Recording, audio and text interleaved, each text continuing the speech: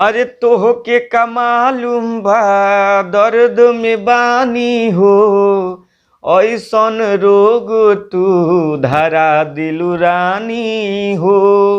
नमस्ते प्रणाम, हम आप सबके राइटर दुर्गेश बेदर्दी और आज बहुत ही प्यारा सैड सॉन्ग लेके आयल बनी, एकदम दर्दनाक।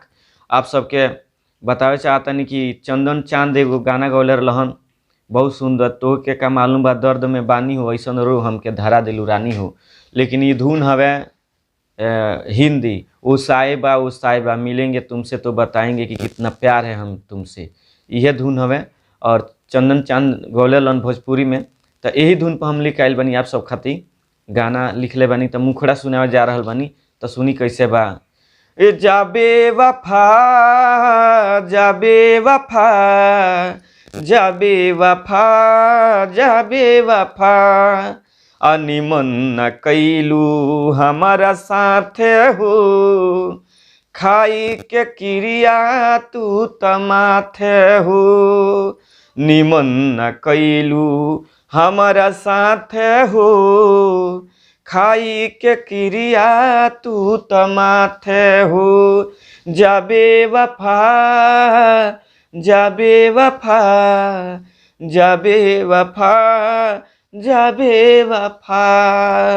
तो आप सबके मुखड़ा सुनवनी है और अंतरा सुनावे जा रहल बनी। तो अंतरा सुनी कैसे बावे कि दर्द बनल बावे हमरो दवाई हो, जा तू चिन्हा गइलू सनम हर जाई हो। दिलवा के बात हम कहिले सच्चाई हो, हमारा जैसन फिर केहू तुहे ना भेटाई हो। दर्द बनल बावे हमरो दवाई हो, जा तू चिन्हा गइलू सनम हर जाई हो।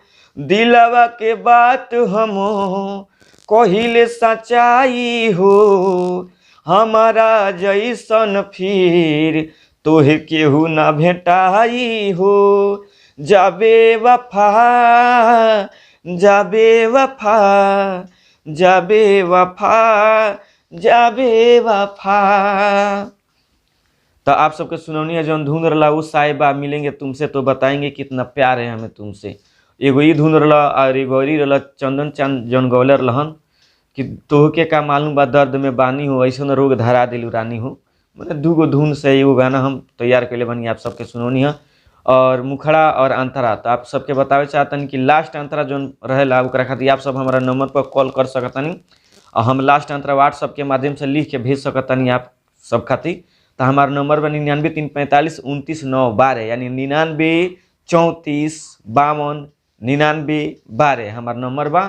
जे भी कलाकारी गाने के गावे चाहता वो हमारा नंबर पर डायरेक्ट संपर्क कर सकता, और जे पर्सनली में गाना लिखावे चाहता वो भी हमसे संपर्क कर सकता। पर्सनली में गाना लिखावे तो भैया पैसा लगेला, कम खर्च में बढ़िया गाना लिख के देनी। और जे नया म्यूजिक बनवावे चाहता तो नया म्यूजिक भी हमारा लगे बनेला, कम बजट में ब्रांड म्यूजिक। और जे गाना रिकॉर्डिंग करावे चाहता तो हमारे स्टूडियो बा बालाजी रिकॉर्डिंग स्टूडियो, जादूपुर बाजार, गोपालगंज, बिहार। तो हमारा नंबर स्टूडियो का भी हुए बा 99 345 29 9 12।